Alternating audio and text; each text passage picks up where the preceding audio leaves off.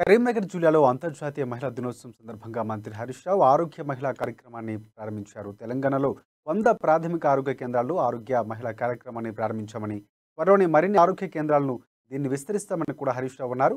మహిళలు ఆరోగ్యంగా ఉంటేనే కుటుంబం అంతా ఆరోగ్యంగా ఉంటుందని హరీష్ రావు తెలిపారు. అన్ని వయసుల మహిళలకు 57 రకాల వైద్య పరీక్షలు నిర్వహించి ఉచితంగా మందులు అందించనున్నట్లు హరీష్ రావు వెల్లడించారు.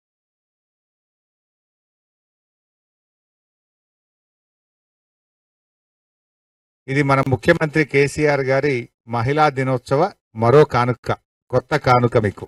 ఇవాళ తెలంగాణ ప్రభుత్వం వచ్చిన తర్వాత ముఖ్యమంత్రి కేసీఆర్ గారు మహిళల కోసం అనేక కార్యక్రమాలు తెచ్చారు. ఆడపిల్ల పెళ్లి కోసం కళ్యాణ లక్ష్మి పథకం వచ్చిన తర్వాత ఎంతో మార్పు వచ్చింది. బాల్య వివాహాలు ఆగిపోయినాయి. అమ్మాయి తల్లిదండ్రుల్లో ఆత్మవిశ్వాసం పెరిగింది. చిన్నపిల్లల అమ్మకాలు బంద్ అయిపోయినాయి. అంటే ఆడపిల్లను ఒక లక్ష్మిగా భావించే విధంగా కళ్యాణ లక్ష్మి పథకాన్ని ముఖ్యమంత్రి గారు తెచ్చారు. త్రాగునీటి కష్టాలు ఎండాకాలం వచ్చిందంటే ఇంత అంతా కాదు. మంచినీళ్ల కష్టాలంటే అక్కా చెల్లెలకే ఎక్కువ ఉంటాయి. బోరింగులు కొట్టడం, ట్యాంకర్ల వెనుక వెళ్లి నీళ్లు పట్టుకోవడం, బిందెలతో నీళ్లు మోసి అక్కా చెల్లెలు బాధపడే బాధలు చాలా ఎక్కువ. కానీ వాళ్ళ మిషన్ భగీరథ కార్యక్రమాన్ని పెట్టి ముఖ్యమంత్రి గారు ఇంటింటికి స్వచ్ఛమైన శుద్ధి చేసిన త్రాగునీరు ఇచ్చిండ్రు.